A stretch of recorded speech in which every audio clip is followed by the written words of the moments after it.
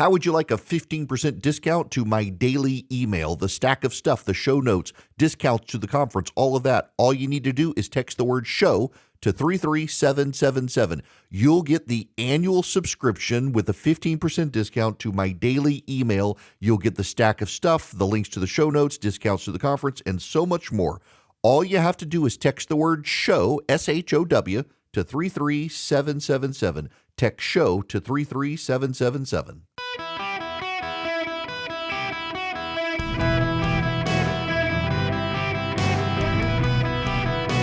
Welcome to the Eric Erickson Show podcast, Hour 1.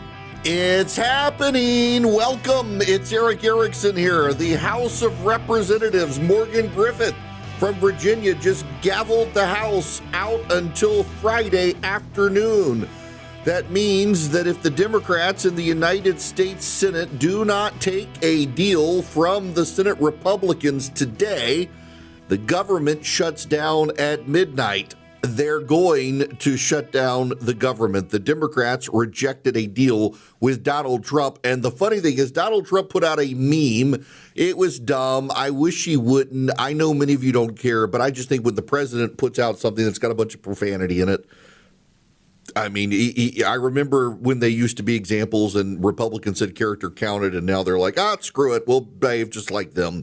I wish you wouldn't. He was very funny, though. Hakeem Jeffries in a sombrero and Chuck Schumer uttering profanities about needing health care for illegal aliens on CNN. They were all tut-tutting it.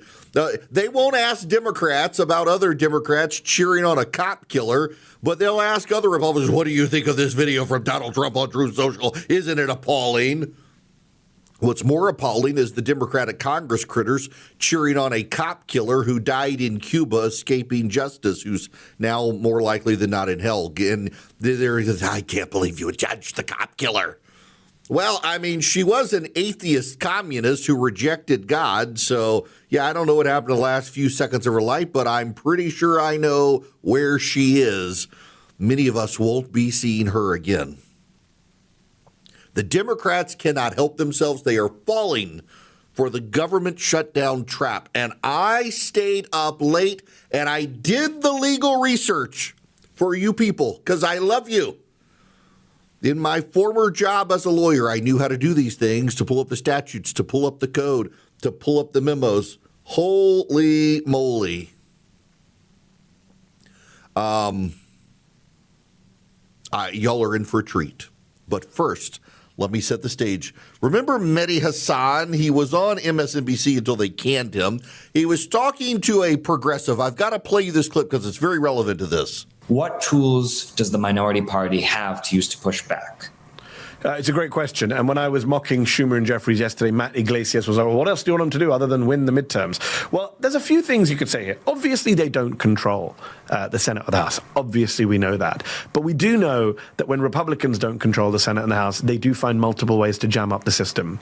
There is ways for minority party to be much more aggressive. For a start, stop voting for things. Like, stop voting for everything. Stop this bipartisanship. This has to end. You've got even my friends over at the Pod Save universe saying, stop all this. Like, you don't vote to fund a government that is rounding up American citizens, right? That is putting troops on the streets. This idea that, if they just fiddle with the bill here and there, we can do a deal and fund the government. Stop voting for things.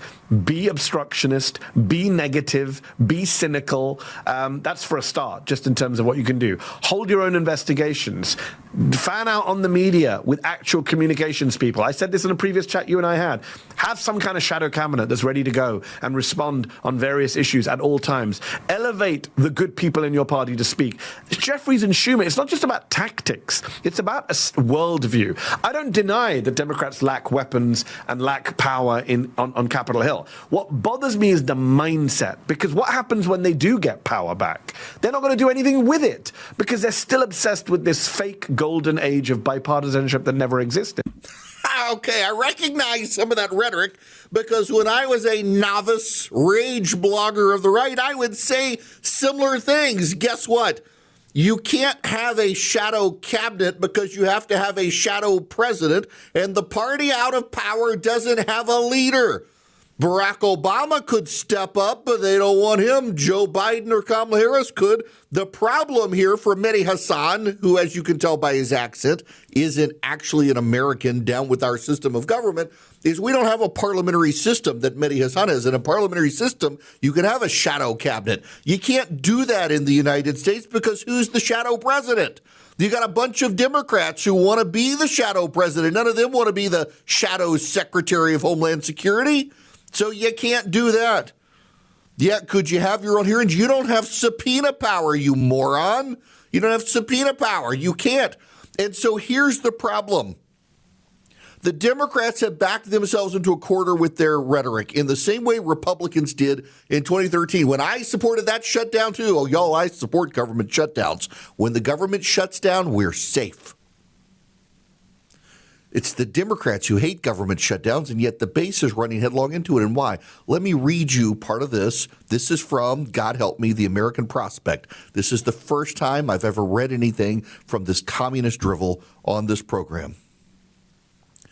Talks at the White House on Monday aimed at preventing government shutdown left both sides far apart in a deal.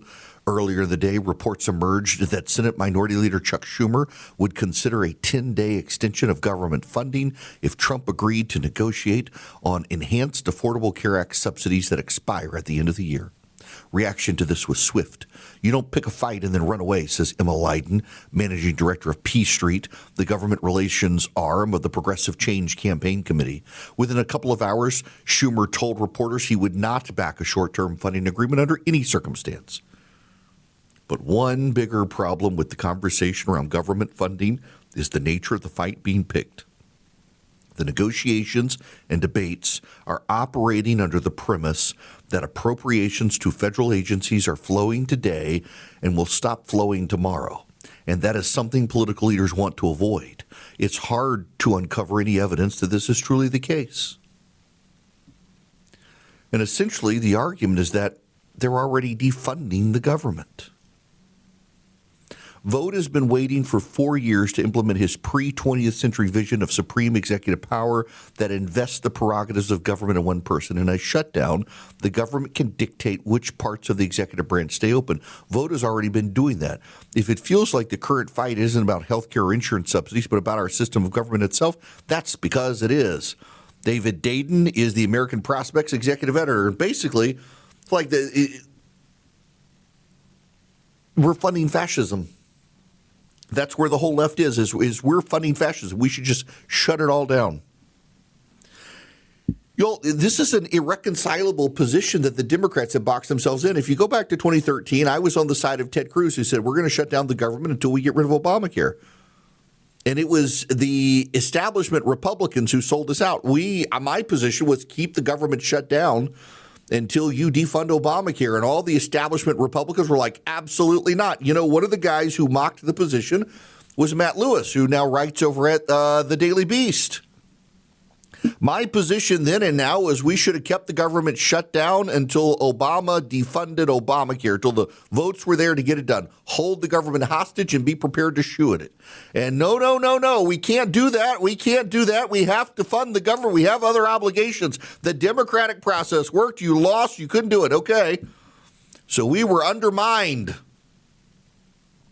because they decided the democratic process worked. Well, now the Democrats are the ones saying we got to shut it down. We're funding fascism. If we shut down the government, ICE stops working. It's the only way to protect the illegal immigrants. And by the way, if we refund government, we want health care for illegal immigrants.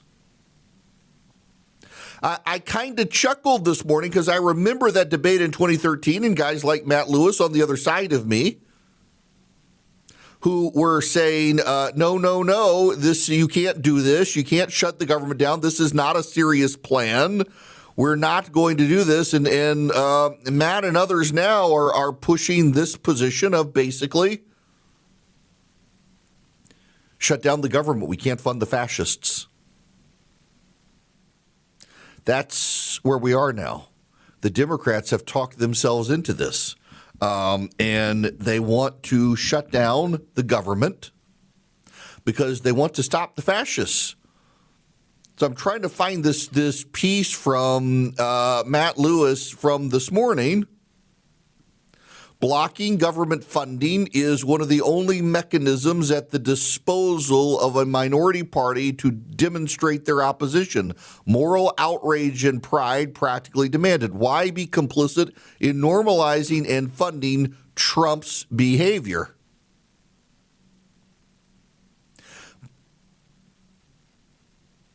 But, that's where the Democrats are. Now, this is not Matt Lewis' position, though. You should know Matt is pointing out this is the rhetoric of the Democrats. The Democrats believe that Donald Trump is running a fascist regime. So you should shut it down. The opposition party is now trying to portray this looming shutdown as being about multiple things, and anyone who's ever cracked a marketing textbook knows that's a fraught strategy, dare I say doomed. If you can't stay on one message, your opponents will control the narrative. Republicans have a simple pitch. We just want to keep things funded at the current level, plus toss in a little extra security for lawmakers. Democrats are like, this is fascism. We got to have health care for illegal immigrants, and on and on and on and on. Look, he's right. He balked. Matt chastised me in 2013, and now he's pointing out to the Democrats, this is foolish. But the Democrats, they've got to fight this. You understand, the Democrats have to fight because they told their base Donald Trump's Hitler. The only tool at their disposal is to shut down Hitler's ability to wage fascism on America. That's it. That's the only way the Democrats can stop the second coming of Adolf Hitler is to stop the funding of the government. They control the power of the purse through their opposition and the filibuster. Stop Hitler by depriving him of his troops. You can't fund the brown shirts. It's well-settled American law. You cannot fund the brown shirts to go out and round up the illegals when the government is shut down. Homeland Security is not going to go to work on that. The regulators who would undermine Obamacare and undermine the environment at the EPA, they can't go to work. If you shut down the government, you can't undermine the progressive advance of society if the employees who are designated to do it can't go to work. They don't have access to government computers. They don't have access to government phones. They're not allowed to go to their government offices. They're not allowed to do it if you shut down the government. That's the Democratic message. That's what the base wants. They want to fight. They want to fight. Fight Hitler. Fight the authoritarians. Fight the autocrats. Fight the tyrant. Shut him down. Shut down his ability to do anything. Except they're not going to. See, they're telling their base, this is a fight against a tyrant. But if the tyrant gives us health care for illegal immigrants, we'll open the government. That's not a message, but that's their message. And here's the funny part about it. If you text Eric, E-R-I-C-K, to 33777, you can read this for yourself. I got it this morning with all the links. I did the research myself. Let me read you this.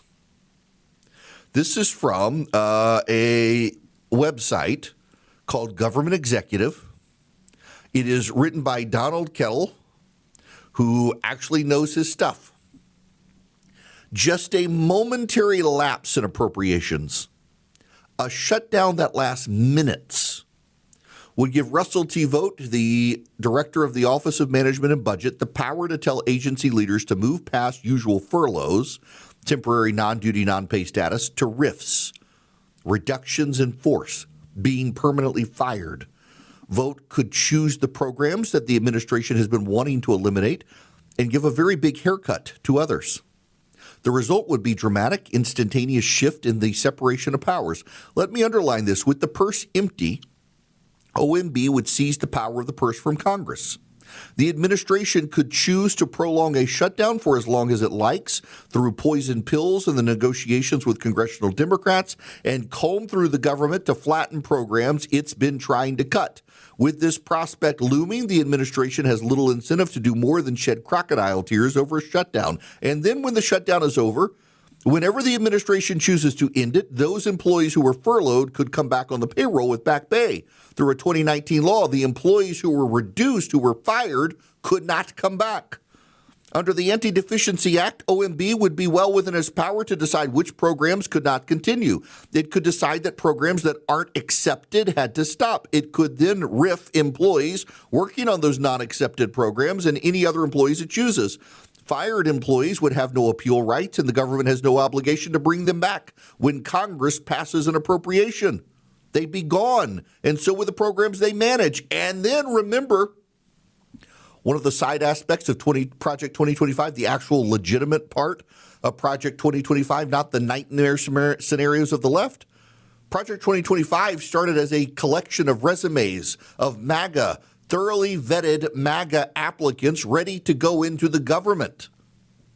So Russ Vought can fire all of the bureaucrats who lean towards the Democratic Party, reduce their numbers, and when these organizations are refunded, expand the ranks. And since the employees had been fired, they don't get to come back to their jobs. You can hire new people, the people out of the Project 2025 resume drawer, the MAGA acolytes. You embed them in government.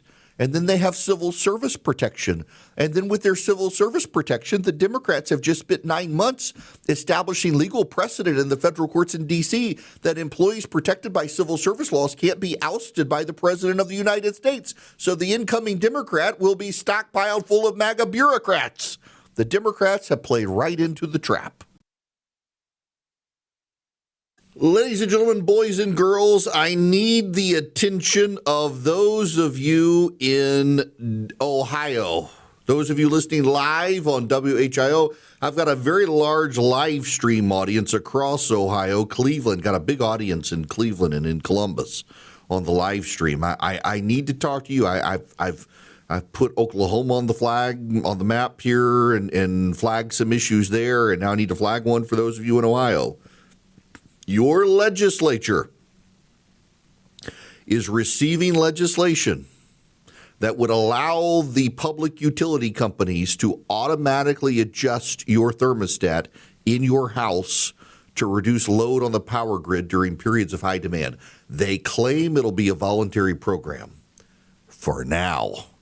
I would be very weary of giving your power company access to control your thermostat. There's legislation in the state house happening now in Ohio. You probably want to kill it.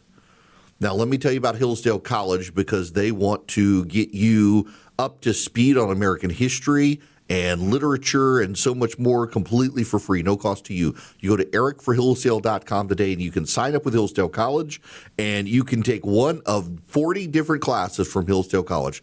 It's a wonderful thing. You get some of the best faculty. The videos are 30 minutes each. Depending on which class you take, depends on the number of episodes.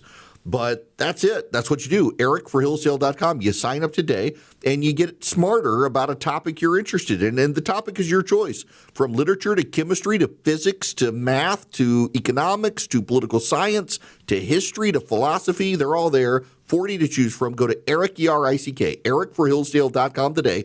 Sign up with Hillsdale College. Take one of these great classes. Get a certificate of completion at no charge to you from ericforhillsdale.com. Sign up today.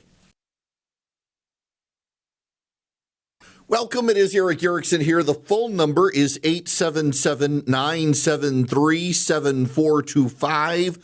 Should you wish to be on the program, I would be very happy to have you.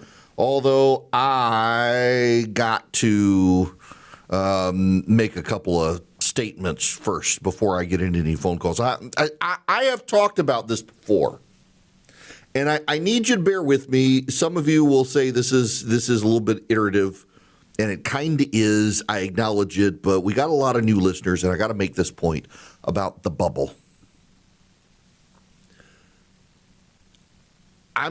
I pick on CNN a lot because I worked there for a number of years. I have a lot of friends, and I'm just thoroughly disappointed in the network and how it has taken coverage and twisted it. So, I mean, for example, Abby Phillips is a struggle session of the left every night. Poor Scott Jennings. Every night he's got to be the one person with common sense there. And time again, we have this with CNN where they claim to be neutral, straight down the middle. What is a apple versus banana?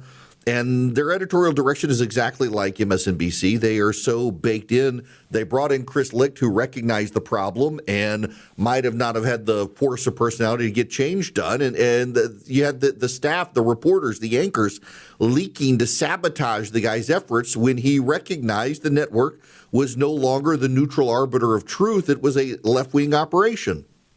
And they chased the guy out of the building for the audacity. Let's not forget why they chased him out of the building.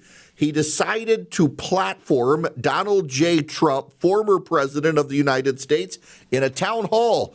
And the staff were outraged. They gave the guy who would go on to be the 47th president of the United States a platform. That's why I want to pick on CNN and use this. We already know that MSNBC is very far left. We already know that MSNBC is progressive propaganda, but so is CNN, and that's the problem. Because the Democrats are in a bubble with these reporters, these anchors, these editorialists from not just MSNBC, but CNN, ABC, NBC, CBS, PBS, NPR, the New York Times, USA Today, the Washington Post, you name it, they're all in a bubble together. Reality is different inside that bubble. Occasionally there are voices that try to penetrate in. But to a large extent, editorially, they affirm each other. Ezra Klein, who is somebody the media pays attention to and the Democrats pay attention to, did a podcast where he cannot recognize the problem of boys and girls sports. He refuses to recognize that boys should not be in girls sports. On CNN, editorially, on CNN, boys in girls' sports are the victims, and the girls whose sports are being taken over by the boys, they're the bullies. On MSNBC, it's to an extreme, but it's already there at CNN. On CNN and MSNBC both, Donald Trump is overplaying his hand on illegal immigration. By the way, did you know there's polling out today? 54% of Americans support the deportation campaign being waged by Donald Trump. 54% of registered voters. In fact, the same polling shows Democrats are only up 2 on the generic ballot for Congress, which means they could potentially take the House of Representatives back, but there's no wave coming for the Democrats like they've expected. Democrats in their bubble have internalized with the media that so many people hate Donald Trump so much, there's going to be a massive wave of support for the Democrats. And they've been allowed to overplay their hand on these issues because CNN, the New York Times editorialist, the Washington Post, they all affirm the positions of the Democrats as being mainstream when they're not. Nate Cohn is a great pollster at the New York Times. He has a newsletter today. Trump is still unpopular in our poll. Why aren't Democrats doing better? The subtitle gives away the game. Disapproval of the president does not necessarily translate into support for the opposition. Mr. Trump's approval rating is at 43%, about the same as the 42% who approved in April. His disapproval rating is unchanged at 54%. Similarly, Democrats lead by 2 percentage points in the race for Congress. That's about the same as their 3-point lead in April. You can tell the same story about the economy, immigration, trade, Russia, and so on. Voters still think Mr. Trump is going too far, and they mostly disapprove of his handling of the most important issues, but his political standing hasn't gotten much worse over the last few months. My colleagues have the story here, along with a separate article on a reversal of support for Israel, with slightly more Americans now saying they sympathize more with the Palestinians than Israel. We didn't ask how voters viewed the Democratic Party in this poll, but our questions about immigration nonetheless help illustrate why disapproval of Mr. Trump does not translate into support for Democrats. Overall, Mr. Trump's approval rating on immigration isn't great, with 46% approving and 52% disapproving. More specifically, a slim majority, 51%, say Mr. Trump is going too far on immigration. Now, that conflicts with the Reuters poll that shows 54% support what he's doing. Only 44% think the deportation effort has been fair. May look like an opportunity for Democrats, but here's the catch. 54% say they support deporting illegal immigrants. 51% say the government is mostly deporting people who should be deported. In other words, a majority of voters support Mr. Trump's core objective, and they think the administration is mostly deporting the right kind of people. To the extent that a majority disapprove, it seems to be mostly about the excesses of the execution of the policy. For someone who is in the majority on each of these questions, you can see why that person might not be inclined to support Democrats. Would you rather have a president who goes too far in pursuit of a goal you support, or would you rather have a president who isn't committed to the goal you support, or might even oppose it altogether?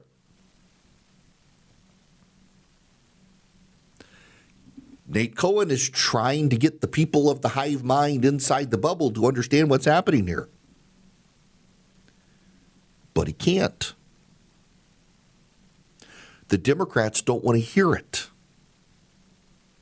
The voices who form the editorial positions and news gathering direction of CNN and the New York Times, MSNBC, they can't process this. And so they're in a feedback loop now. And it's a self-reinforcing feedback loop that pushes the Democrats further and further left. The boys are the victims, not the girls, in girl sports. The boys in the boys' bathroom who don't want the girls in the bathroom, they're the bad guys. The girls are the heroes of the story invading the boys' bathrooms. The criminals, the poor criminals are being treated too harshly by Donald Trump. Sending in the National Guard to clean up the streets and make it safe for people, that goes too far because we should expect there to be crime in cities. Rounding up illegal immigrants, well, that's just cruel. It's just cruel. How dare they? And the media nods and affirms. The media says, yes, the Republicans have gone too far. They're cruel. Democrats, you need to double down. And then you have the voices of CNN. Just take the anchors at CNN, many of whom I know and respect, who use the phrase the big lie to talk about the 2020 election and Trump's claims of stealing it. The big lie has a specific historic meaning. The big lie specifically refers to Hitler and the Nazis blaming the Jews.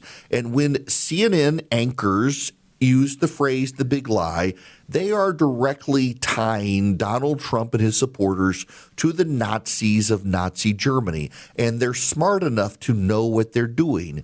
The Democrats are the ones who came up with using the phrase the big lie explicitly to tie Donald Trump and his supporters to Hitler and the Nazis. And it was embraced by virtually every single anchor at CNN. And again, we don't have to even talk about MSNBC, which has gone overboard zealously to tie Donald Trump to the Nazis, but CNN by its own rhetoric did. And so now you get to a shutdown, a government shutdown upon us.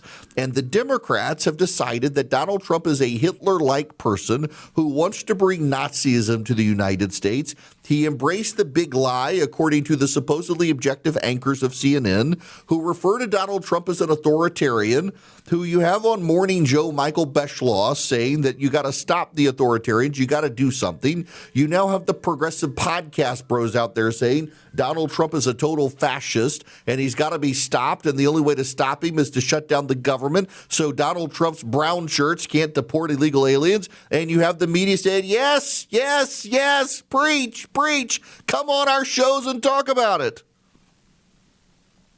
I'm looking at CNN right now. We'll get to Pete Hegseth here in a little bit. On CNN right now, they have on a female member of Congress who's a Democrat, who was an Air Force veteran, who is poo-pooing Pete Hegseth, saying that the men and women of the United States military need to have the same standards for strength because the enemy doesn't care how much you can bench. The enemy doesn't care what your rucksack doesn't care that you're a female. So the men and the women of the American military, they got to have the same standards for performance. They got to have the same standards for weight, the same physical fitness standards. And you have on a Democratic member of Congress, a female Air Force veteran, saying how much this is nonsense because everything is done in opposition to Donald Trump and everything affirms the Democratic position. And there are no voices except the opinion pundits like Scott Jennings, who they sideline into the evening shows, who can come on and say this is madness. So the Democrats have no way to know they're walking into a trap this evening. In 11 hours, 14 minutes, and 30 seconds, as the clock at CNN helpfully counts down. They have no idea. They don't hear it from the voices on television who are the supposed objective analysts because those people are in the bubble with them. They don't hear it from the editorialists at the New York Times and the Washington Post because those people are in the bubble with them. They don't hear it from MSNBC because those people are in the bubble with them. Remember that clip I played you guys a couple weeks ago? It was Joe Scarborough talking to the mayor of Chicago. Joe Scarborough grew up in Florida, was a Republican member of Congress, is a little more connected to reality than most of the people at MSNBC. And he was trying to get the mayor to acknowledge that there's a crime problem in Chicago and more cops could help. And the mayor of Chicago refused. And the reaction of Democrats was not to acknowledge Joe Scarborough had a valid point, but to claim that Joe Scarborough was suddenly going back to the right. They attacked him for raising the awareness of crime because he was a lone voice within the bubble. And I know from my own side, when you're a lone voice inside the bubble telling the truth, you get beat up by everybody. If you can't get multiple people to echo you, they say, well, why are you lying? Everybody else is telling me this. Well, no, actually, I'm telling you the truth. Everybody else is lying to you. But it's hard to penetrate. And when you have the entirety of the media outside of Fox News and the editorial page of the Wall Street Journal echoing Democratic beliefs as being gospel truth, who's to tell the Democrats they're about to go off the cliff? There's nobody there to do it. And this drives them to more and more extremes. This drives them to embrace the criminal instead of the victim. It drives them to embrace the illegal alien instead of the legal alien. It drives them to embrace shutting down the government over stopping fascism, but being willing to reopen it if you fund health care for illegal immigrants. It drives them to support the boys and girls sports and the boys and girls bathrooms. It drives them to stake out positions that are radical and outside of reality for the American people, but inside the bubble are the valid, reasonable reasons. I can't play you the clip because of profanity in it, but Bill Maher on Friday night had a monologue where he said he couldn't even get Neil deGrasse Tyson, a noted scientist, to agree with him that boys should not be played in girls' sports. That is where the progressive bubble has gone, that people who are grounded in science have embraced what is not science, but a by-faith proposition from the left. And there's no one inside the bubble to rein them back in. Bill Maher tries. God knows he tries. He's sounding more and more conservative these days, and he's not. He's just a liberal who realizes the poison of the wokeism. But the editorialists and the media, they can't tell the Democrats that. And now they've got the Democrats to this brilliant position of deciding they're going to shut down the United States government to stop fascism. But if the fascists will only fund health care for illegal immigrants and give NPR and PBS some extra money, they will gladly reopen the government to the fascist to continue his fascism and his Nazism. And the base of the Democratic Party can't believe it's happening. I can't believe the Democrats have gone this far. But there are no loud voices in the American media to tell the Democrats this is nuts, because all those loud voices agree with the Democrats and can't see what's coming. If you want to get a sense of this bubble that the media and the Democrats exhibit or exist in together, well, consider this report. Politico has hired Cheyenne Daniels to cover the Trump White House. She started as a breaking news reporter in May, following a 3-year stint as a race and politics reporter for The Hill. She was a master's student at Northwestern University's journalism school, where on social media at the time she revealed she cried when Donald Trump was elected 4 years earlier because she knew, quote unquote, horrible things were to come. That's right. She tweeted, 4 years ago, I cried when I realized Donald Trump had been elected, knowing horrible things were to come. Now I'm in my apartment in D.C., hearing people cheering in the street, screaming that he has been defeated, and I'm crying once again, but for a very different reason. She also tweeted, Trump may have lost the election, but over 70 million people voted for him. And some of those voters were people who felt like their demagogue, that my life as a black woman doesn't matter, that I shouldn't exist. I threatened the purity of white power. She's tweeted, Trump, oh, you don't deserve the truth people have thrown at you. Well, I don't deserve a racist, homophobic, sexist, misogynistic president. This is the woman who will now cover the Trump White House for Politico. A woman who hates Donald Trump and his supporters, who believes they're all racist, homophobic bigots. She is who Politico has put in charge of covering the Trump White House now. And they see nothing wrong with that. They continue to believe she will give fair and unbiased coverage. That is why you cannot trust the American media. And that is how the American media and the Democrats together exist in an echo chamber where they feed off each other, telling each other how virtuous they are and how awful the other side is. And they walk right into a shutdown trap set by the Republican Party. You can't take Politico seriously if they continue to put people like that in charge of supposedly objective news coverage. Not that you could take them seriously to begin with. Swiss America is warning people about a secret war on cash. The government is trying to steer you away from using cash. You encounter it all the time. You see where you're plastic only, credit cards only. This applies to digital currency as well. The government wants to be able to track what you're buying, where you're buying, and how to control it over time. Swiss America has been warning about this and wants to help you protect your assets. What you can do is get their report, The Secret War on Cash, completely for free by calling or texting 800-289-2646. The all-out war on cash includes digital forms of currency. It is spreading. Get the Secret War on Cash report completely free. All you do is mention Eric, E-R-I-C-K, when you call or text 800-289-2646. That's 800-289-2646. Just mention Eric when you text 800-289-2646 or go to SwissAmerica.com/Eric. SwissAmerica.com/ERICK. Message and data rates may apply.